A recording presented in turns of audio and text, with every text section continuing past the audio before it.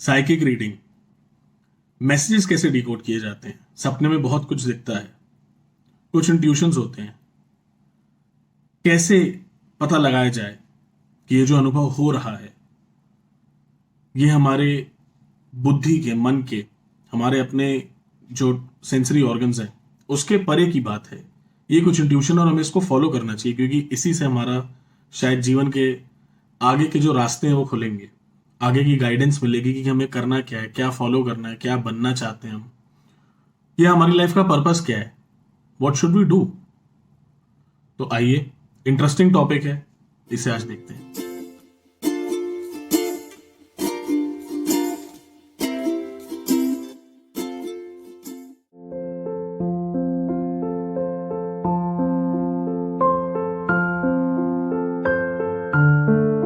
इनका कमेंट है, मैं एक बात पूछना चाहता था कि जब बिना गुरु के साधना करते हैं तो सपनों के माध्यम से कुछ आदेश होते हैं, कुछ जवाब मिलते हैं हमारे, जिनको डिकोड करना पड़ता है और वो गुरु ही कर सकता है। तो वो आप कब समझ पाए थे और वो अवस्था कब आती है? और हाँ, आपके काली बाबा के साथ साधना के अनुभव जरूर शेयर कीजिए।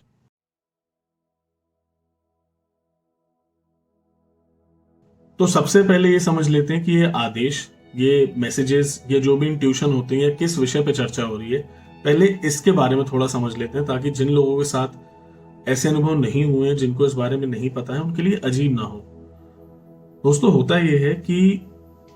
हमारे 5 सेंसरी ऑर्गन्स हैं जिसका कंट्रोल हमारे माइंड के पास है। हमारी बुद्धि, हमारा मन है, बहुत पावरफुल है, जो उनको कंट्रोल करता है। जो भी हम अपने सेंसेस से एक्सपीरियंसेस गेन करते हैं, हमारी बॉडी 24 घंटे जो भी अनुभव कर रही है, आंख जो देख रही है, कान जो सुन रहे हैं, जो हम स्मेल फ्रेग्रेंस फील कर रहे हैं, जो हम टच कर रहे हैं, किसी को टेस्ट हम कुछ एक्सपीरियंस कर रहे हैं, ये सब मैसेजेस हमारे दिमाग में जा रहे होते हैं, स्टोर हो रहे होते हैं। दिमाग का मैकेनिज्म बहुत स्ट्रांग होता है, इसीलिए हम कंप्लीटली दिमाग पे डिपेंडेंट होते हैं। दिमाग पे डिपेंडेंट होने की वजह से हमारी एक आइडेंटिटी होती है, हमारा एक अपना प्रेफरेंस का एक वर्ल्ड होता है जिसमें हम जाना चाहते हैं। हमेशा विचारों के माध्यम से इंसान बना लेता है या अपनी ही एक दुनिया गढ़ लेता है। पैरासाइकोलॉजी, या जो साइंस का एक ऐसा भाग है जो साइकोलॉजी के परे है, इसलिए उसको पैरासाइकोलॉजी कहते हैं, उसमें ऐसा माना जाता है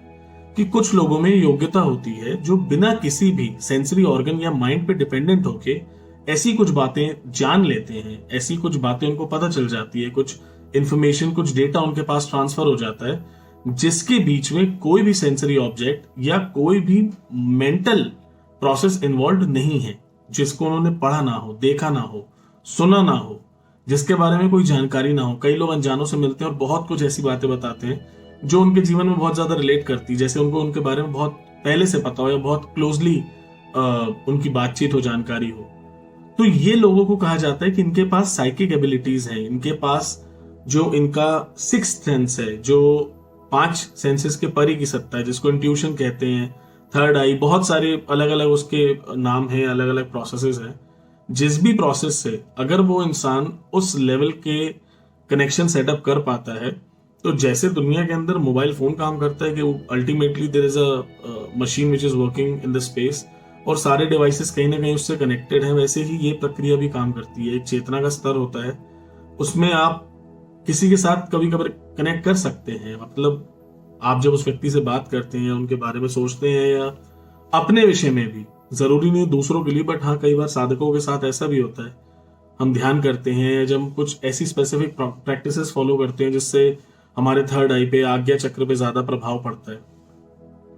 तो दिमाग से कनेक्शन जितना ज्यादा हम अपनी एनर्जी को दिमाग से हटा के, ये जो फिजिकल सेंसरी ऑब्जेक्ट्स हैं, सेंसरी हमारे ऑर्गन्स हैं, फिजिकलिटी से हटा के अपनी चेतना को, अपनी एनर्जीज को अगर हम अपने कॉन्शियसनेस यानी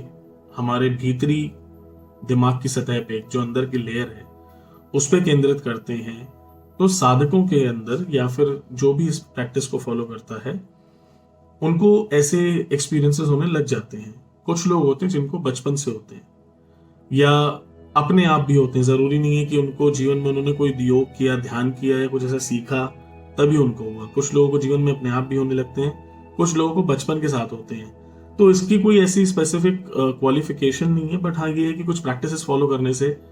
होने लगता है, ये देखा गया है। अब जिन लोगों को ऐसे एक्सपीरियंसेस होते हैं कि आप ध्यान में बैठे, आपको ऐसा कुछ विजन आया और ऐसी कोई बात पता चली जिससे रिलेटेड आपके जीवन में कुछ हो रहा है जो आपको बहुत हेल्पफुल है, या आपको भविष्य का कुछ ऐसा चित्र या चिंतन हो जाना, या भीतर कई अलग अलग प्रकार की, कुछ लोग ऐसे होते हैं जिनको पिछले जन्मों के अनुभव भी हो जाते हैं, काफी इंटेंस एक्सपीरियंसेस हैं, बहुत गहरे होते हैं। कई लोगों को एक दूसरे से बात करते वक्त उनके घर में कैसे, कहाँ, क्या चीज का प्लेसमेंट है वो तक पता चल जाता है। ये सब साइकिक एबिलिटीज। अब ये एबिलिटीज यानी जो ये कला आपके अंदर, जो योग्यता है, चाहे आप सीख के कर रहे हैं चाहे आपको नेचुरली आती है, इससे आप अपने जीवन के अंदर काफी बदलाव कर सकते हैं। काफी चीजों में आपको, क्योंकि गाइडेंस, सिंपल सी बात है, इंसान गलती वहां करता है ज्यादातर, और इसलिए उसका गिल्ट भी उसको महसूस होता है जिस गलती में उसको गाइडेंस ना हो। अगर गाइडेंस मिल जाती है इंसान को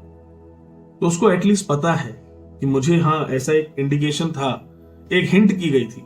मैंने फॉलो नहीं किया, परहैप्स तो 4-5 बार एक्सपीरियंस होने के बाद इंसान उस गाइडेंस को समझ पाए, लेकिन गाइडेंस का होना बहुत जरूरी है। This guidance is what helps people. जो हमारे, आपने इतिहास में सुने होंगे, दादा नानी लोग जो आपको बताते आए हैं बातें, कि संत जी होते थे, गुरु जी होते थे, वो घर में आते थे, वो बिना बताए सारी बातें जान जाते थे और सारी परेशानियों का हल गुप्त भाषा में दे जाते थे, इशारों में समझा जाते थे। ये सब साइकिक एबिलिटीज से ही करते आए हैं लोग, और आज भी ऐसे लोग हैं। और बचपन से मुझे ऐसा महसूस हुआ, जब से भी मैंने अपने होश संभाले, कि कुछ ना कुछ तो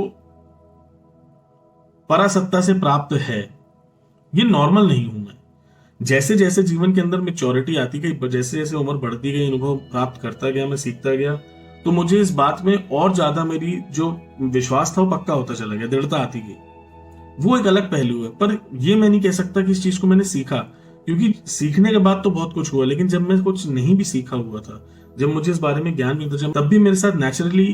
काफी ऐसे एक्सपीरियंसेस मैंने गेन किए। ये गॉड गिफ्टेड है, या ये जन्म के साथ मिल गया है, ये पिछले जन्मों की यात्रा का कुछ फल है। और ये बात बताना जरूरी इसलिए क्योंकि हर प्रकार के लोग हैं समाज में, और इसका कोई भी स्पेसिफिक एक पैरामीटर नहीं है, ऐसा कोई एक मेजरमेंट नहीं है कि हाँ ये कैपेबिलिटीज या इस टाइप का इंसान होगा तो ही उसके अंदर साइकिक एबिलिटी है। ये किसी के अंदर भी जागृत हो सकती है, ये हर एक किसी के अंदर, क्योंकि ये शक्ति ऐसी है जो हमारे सबके साथ है। उसके बारे में हम जितने ज्यादा अवेयर हैं, जितनी अंडरस्टैंडिंग है, उतनी कला को हम अच्छे से निखार सकते हैं। उस पर फोकस, जिस भी चीज पे आप ध्यान देंगे, जिस भी चीज पे फोकस देंगे, वो निखरती है और वो जाग जाती है। तो दैट्स हाउ इट वर्क्स। क्योंकि जब आप मंत्र साधना वगैरह कर रहे होते हैं, जब आप ध्यान में होते हैं, तो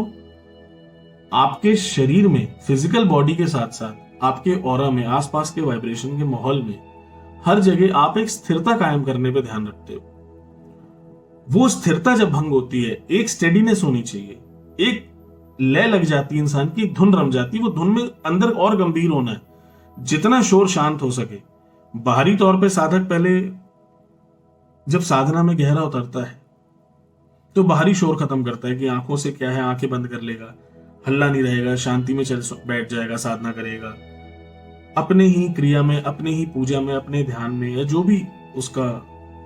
प्रोसेस है उसमें लगन लगा के जब वो रहेगा, और उस कांस्टेंट एक स्टेट ऑफ एग्जिस्टेंस में, जिसमें आप शायद फिजिकलिटी से डिटैच होकर कुछ महसूस कर रहे हैं, आप कर रहे हैं, आपको पता है कि हाँ ये चीज अब हो गई है, अब बात अलग है। जब वो एक शांति, एकांत, एक खुद से कनेक्शन और परासत्ता से कनेक्शन जब आपको एक महसूस होने लगे, उस क्षण में किसी भी ऐसे दृश्य का दिखना जो उस पूरे ध्यान को लगभग भंग सा कर दे। आपका जो भी विचार है, आप जिस भी इंटेंसिटी के साथ, जिस भावना के साथ, जिस भाव में बैठ के पूजा कर रहे हैं, ध्यान कर रहे हैं, मंत्र जप कर रहे हैं, उस इंटेंसिटी को पूरी तरह हिला देगा। ये अनुभव इतने पक्के होते हैं, ये मैं बार बार उदाहरण देता हूं, कई बार बोल चुका हूं। तंदूर में जो लोग काम करते हैं, तंदूर की रोटी वगैरह पकाते हैं, आप उनको देखना, वो बहुत माहिर होते हैं। कई बार मैंने देखा, मेरे जानने वाले कुछ हैं, तो वो अंगारे, कोयले जलते हुए जो अंगारे होते हैं, उनको अपने हाथ से उठा लेते थे। जिस दिन मैंने वो दृश्य देखा, जिस दिन मैंने वो चीज देखी, मुझे लगा कि हाँ शायद जो मैं, जिन अनुभव को मैं बोलता हूँ, ये एग्जैक्ट एग्जाम्पल सही यही देना चाहिए लोगों को। आप अगर जलते हुए अंगारे अपने हाथ में पकड़ेंगे, आपको किसी से पूछने की जरूरत नहीं होगी कि आपको जला है कि नहीं जला है। ये अनुभव ऐसा ही है, उतना ही पक्का होता है, उतना मजबूत होता है, आपको महसूस होगा। ब्लैक स्क्रीन अगर आप कंप्लीट हो चुके हैं, और ये चीज नेचुरल है, नॉर्मल है, काफी सिंपल है, पर ये है बहुत जरूरी, इसलिए कह रहा हूं कि ब्लैक स्क्रीन आ जाती है जहां पे सब ब्लैक है, नथिंग एल्स, ना कोई आइडेंटिटी, ना कोई मंत्र, ना कोई गुरु, ना आप हो भी रहा है, अगर वो प्रोसेस चल भी रही है, लेकिन जिस मैं स्थिरता की बात कर रहा हूं, जहां चेतना केंद्रित है, वो कंप्लीट डार्कनेस है, और उसमें फिर लाइट आ जाए, उसमें फिर दृश्य आ जाए, उसमें कुछ सुनने आप, या कई बार ऐसा भी होता है कि जो तंत्र साधना होती है उसमें शक्तियों का आह्वान होता है, शक्तियों का प्रत्यक्षीकरण, उनका एक्सपीरियंस, प्रत्यक्षीकरण इन द सेंस जरूरी नहीं कि उनको आप ऐसे देखें, क्योंकि प्रत्यक्षीकरण की डेफिनेशन अलग लोगों के लिए अलग अलग है, बट हाँ जो एक्सपीरियंसेस होते हैं कि आप अगर एटलीस्ट मान लीजिए, तो बहुत कॉमन, कई साधना जो लोग भगवान दत्तात्रेय की बेसिक साधना भी कर चुके हैं, क्योंकि उन सबके अनुभव में खुद ही देख रहा हूं, तो ये सब चीजें होती हैं लोगों के साथ और विश्वसनीय है, मेरे साथ भी हुई है, कि अगर हम शिद्दत से कोई ऐसी तंत्र की साधना वगैरह करते हैं तो शक्तियां आपको आपका अनुभव दे जाती हैं, वो बता जाती हैं, आपको मोटिवेट, अगर आपको उस रास्ते में आगे बढ़ाना है, तो मेरा ऐसा मानना है कि शक्ति आपको अनुभव देती है, और अनुभव देने से ही इंसान मोटिवेट होता है। वो अनुभव में इतनी मजबूती है कि आपको किसी से पूछने की जरूरत। तो इस प्रकार के जो एक्सपीरियंसेस होते हैं उनको हम समझ लेते हैं कि वो साइकिक एबिलिटीज की वजह से होने वाले एक्सपीरियंसेस हैं, जिनको आदेश बोल रहे हैं, स्वप्न में जो भी इंस्ट्रक्शन आते हैं, या ऐसे और भी जो जितने भी इंडिकेशंस आना, कुछ सिग्नल्स मिलना, कुछ मैसेजेस मिलना, ये सारी बातें वही हैं। इसमें होता क्या है, जब ये प्रोसेस नेचुरली कोई भी फॉलो करता है, जिसके साथ नेचुरल एक प्रक्रिया है कि कोई व्यक्ति है वो उस चीज को लेके पैदा हुआ है, या किसी को वो चीज दी गई है, और वो उसके लिए कुछ ऐसा कर्तापन में, या ऐसा कुछ किसी का भला करने के लिए, महान बनने के लिए, बहुत कुछ ऐसा करने के लिए करना ना चाहता हो, जिसको नेचुरली आती हो, ऐसे इंसान को जीवन में पहली बात कभी किसी गाइडेंस की या किसी क्लैरिफिकेशन की जरूरत ही नहीं पड़ती, क्योंकि उसको इतना मजबूत अनुभव होता है कि उसे किसी से पूछना नहीं होता। प्रॉब्लम आती है हमारे जैसे लोगों के साथ, क्योंकि हम इन एबिलिटीज को एक्सप्लोर कर रहे हैं, हम ज्यादा जब इस बारे में सोचने लगते हैं, जब किसी के जीवन में ऐसे एक्सपीरियंसेस नए नए होते हैं, जब होने लगते हैं, तो शुरुआत में दिमाग के लिए भी बात बड़ी अजीब होती है, एक नयापन होता है कि अच्छा ऐसा क्या हो रहा है कि दिन भर में 24 घंटे तो पहले ये व्यक्ति मेरे कब्जे में होता था, अब ये कुछ 10, 15, 20 मिनट के लिए शायद कुछ अलग कनेक्शन में जाता है। बहुत नॉर्मल सी बात है हालांकि ये, जब ये चीज होने लगती है तो दिमाग ऑटोमेटिकली इस बारे में सोचता है, विचार आता है, हमारे मन में ऐसे थॉट्स आते हैं, हम साधना के बारे में, अपने एक्सपीरियंसेस के बारे में बार बार सोचते हैं, बार बार सोचते हैं, बार बार सोचते हैं, और दिमाग क्या करता है कि इस चीज को जितनी मजबूती के साथ पोर्ट्रे किया जा सके, इंसान को मूर्ख बनाया जा सकता है, वो बनाता है।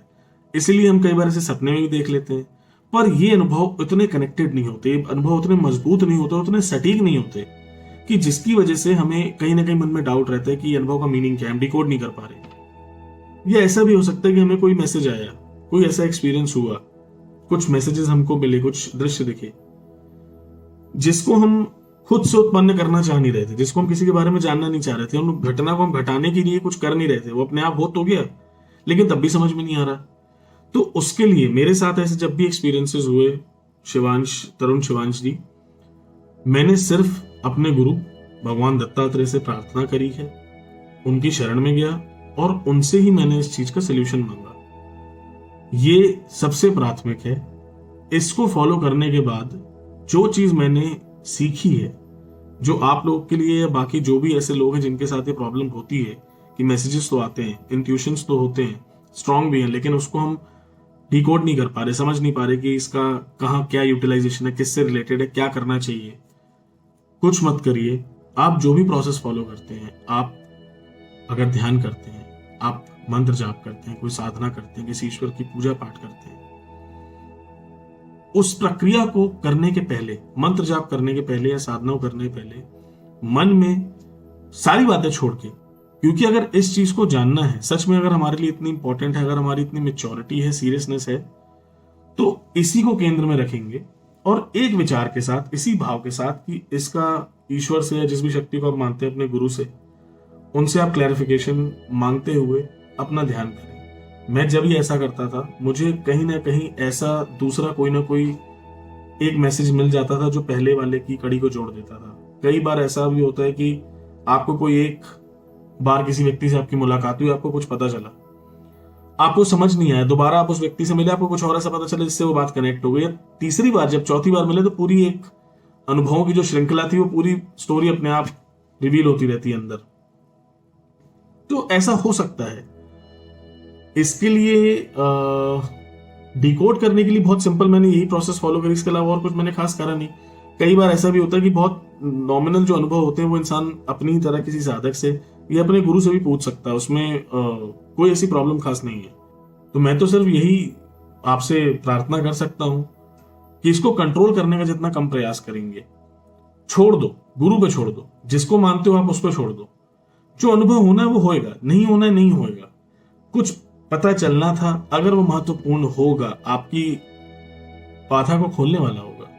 आप ही के रास्ते का आगे पड़ा उस अनुभव पे अगर डिपेंडेंट है, तो उसका मीनिंग बता दिया जाएगा। प्रकृति मनुष्य को जिस चीज की ज्यादा जरूरत है वो हमेशा प्रदान करती है, और इसके लिए ज्यादा कुछ कर्म करने, और खास तौर से ऐसी चीज जिसका आधार मैंने आपसे बताया कि हमारी कैपेबिलिटी, हमारा माइंड, हमारे सेंसरी ऑर्गन्स, हमारी आइडेंटिटी, हमारा जो भी थॉट प्रोसेस है, जो भी हमारा एनर्जी है, हमारी पावर है, जो भी हमारी नॉर्मल कैपेबिलिटीज हैं, उससे इस चीज को आप कंट्रोल नहीं कर सकते हैं। तो जो नेचुरल प्रोसेस को नेचुरल बहने दे, जो विषय ही बुद्धि के परे, उसको हम बुद्धि का उपयोग करके दिमाग लगा के सोच के कैसे डिकोड कर सकते हैं, कैसे उस तक पहुंच सकते हैं। तो इसलिए जब अनुभव आए, समझ में आ जाए, बहुत अच्छी बात है, नहीं आए किसी से पूछ लें। अगर ऐसा कोई साधक या कोई ऐसा गुरु या कोई ऐसा व्यक्ति नहीं जिससे आप गाइडेंस ले सके, जिसको ऐसे अनुभव हुए हो, जो इस विषय पे आपकी अगर मदद कर सके तो अच्छी बात है। अगर नहीं हो सके तो जिस भी प्रोसेस को फॉलो करते हैं उसी प्रोसेस में एक विचार के साथ साधना करें, जब तक ना उत्तर मिले, चाहे 11 दिन लग जाए, 20 दिन लग जाए, 50 दिन लग जाए, जो भी लग जाए, इतना टाइम लगता नहीं है। पर हाँ, ये है कि अगर आप उस चीज पे कांस्टेंट एफर्ट डालेंगे तो ऑटोमेटिकली वो चीज एनर्जाइज होगी और वो अपने आप प्रकट कर देती है। जिस भी चीज को इतनी ऊर्जा आप देंगे कि उसको अपने ध्यान में रख के साधना करेंगे या उस पर फोकस करेंगे, वो अपने आप जागृत होती है। मनुष्य की खुद की इतनी पावर है। यही सब मैनिफेस्टेशन है और यही एनर्जीज का, क्रिएशन का और भगवती का, तंत्र का, जो भी अलग अलग नाम है, सारा खेल जो मैंने समझा मेरे अनुभव में यही। आपके प्रश्न का एक आखिरी पहलू था कि ये अवस्था कब आती है। तो शिवांश जी, ये अवस्था कभी भी आ सकती है। मेरे अनुभव में जब कोई भी साधक नया होता है, कोई धर्मशास्त्र पढ़ रहा है, कोई ग्रंथ पढ़ रहा है, किसी के पास गया, किसी गुरु से पूछा, जैसे मैं तंत्र का साधक रहा हूं, मेरा ज्यादा इंटरेस्ट रहा है, तो जब भी ये मंत्र चैंटिंग प्राइमरीली आप कह सकते हैं, मैंने तंत्र के ज्यादा मंत्र चैंट वगैरह और उन सब पे मैंने ज्यादा प्रैक्टिस की है। तो जब मैं किसी सुनता था तो काफी उसके अंदर प्रोसेस होती थी, ठीक है, कि 11 दिन हम इसको करेंगे, 21 दिन, 51 दिन, जो भी एक लंबी प्रोसेस है, उसके अंदर ये चीजों का इस्तेमाल करेंगे, ये जड़ी बूटी है, ये यंत्र बनेगा, ये कपड़ा होगा, ये दिया, जो भी प्रोसेस थी। जैसे अगर बहुत सिंपल सी बात कही जाए तो देयर वाज अ टाइम जब मैं नया नया मुझे ओम मानी पद्मे हूम मंत्र के बारे में पता चला था, तो मुझे काफी इंटरेस्ट था कि बुद्धिज्म का मंत्र है और काफी मतलब इसको काफी अच्छा माना जाता था। जो भी लोग इसको सुनते थे मेरे आसपास, वो काफी इसकी प्रशंसा करते थे कि काफी अच्छा ध्यान होता है और उसका मीनिंग वगैरह, उसके वाइब्रेशन मुझे अच्छे लगते थे। तो मैंने उस पर ध्यान वगैरह किया, ठीक है। तो ओवरऑल जो भी मैंने सीखा वो ये है कि जरूरी नहीं है कि कौन सी अवस्था कब घटेगी। जिस अवस्था का विवरण किताब, शास्त्र, गुरुजन या और भी कोई व्यक्ति आपको बता रहे हैं कि वो 21 दिन में उनके साथ घटा या 5 दिन बाद उनको ऐसा लगा या किस समय उनके साथ क्या हुआ, वो उनकी अपनी एक यात्रा है। इसका कोई ऐसा स्टैंडर्डाइजेशन नहीं कि वैसा ही होगा, क्योंकि मेरे साथ बहुत बार ये अवस्था बिना कुछ किए भी घट गई है, और या फिर उस प्रोसेस को फॉलो करने के 1-2 दिन के अंदर ही ऐसे एक्सपीरियंसेस हुए जो लोगों को शायद पूरी प्रोसेस फॉलो करने में भी नहीं होते। तो ये अवस्था कभी भी आ सकती है। अवस्था एक ही होनी चाहिए। आपका मार्ग कोई भी हो, किसी भी रास्ते पे आप चल रहे हैं, जितनी स्थिरता आ जाएगी, साधना, स्पिरिचुअलिटी, ये जो भी मेडिटेशन हो गया, मंत्र जाप, जितनी भी स्पिरिचुअल प्रैक्टिसेस हैं, ये सब एक प्रकार से तंत्र ही है, टेक्निक है, कला है। हर चीज की अपनी कहीं ना कहीं एक इंपॉर्टेंस है। जिस भी रास्ते पे आप चलते हैं, उस इंपॉर्टेंट थॉट, उस विचार को, जो रास्ता बना है, उसके अंदर आपके जिस भी शक्ति को आप मानते हैं, जिस तंत्र को फॉलो कर रहे हैं, जिस ध्यान को कर रहे हैं, किसी मंत्र को सुन रहे हैं, उसका साधना कर रहे हैं, तो उसका क्या अर्थ है, उससे आपको क्या समझ में आ रहा है, उस कनेक्टिविटी, उस प्रोसेस में जितना ज्यादा आप रम जाएंगे। मंत्र जाप करना जैसे प्रोसेस है, तो मंत्र जाप करने वाले कर्तापन से जब हम छूट के उस एक अवस्था में पहुंच जाए जहां पे आपको यह महसूस होने लगे कि हाँ, मंत्र जाप हो रहा है, मंत्र जाप किया जा रहा है, आप कर रहे हैं, आपको पता है कि हाँ यही एक पर्सनैलिटी, यही इंसान है, यही शरीर है, यही हम मुंह से बोल रहे हैं, मैं ही हूं, ये भी लगता है कि हाँ मैं ही हूं, कोई दिक्कत नहीं है। But then you don't feel yourself as somebody who is doing it, you detach yourself from that state of mind and whatever is actually happening on the physical ground. आप उससे हट जाते हैं जब, तो वो अवस्था अपने आप आ जाती है। उसी अवस्था में सारी घटनाएं घटती हैं, उसी अवस्था में सारे खेल खेले जाते हैं। एक बार अगर उस अवस्था में जहां पे वो स्थिरता है, जहां पे वो एक शांति है, जहां पे जो प्राप्त होना चाहिए, जो महसूस होना चाहिए वो महसूस होता है, उस अवस्था तक ले जाने का ही और वहां तक पहुंचने का ही सारा खेल है। एक बार उस अवस्था को इंसान अगर अपने जीवन में एक बार भी घटा दे, अगर एक दिया भी जल गया तो इंसान लाखों दिए जला सकता है। वो एक दिया जलना ही बहुत जरूरी, क्योंकि जब एक बार आपको अनुभव हो जाता है तो आपको उस अनुभव के प्रति,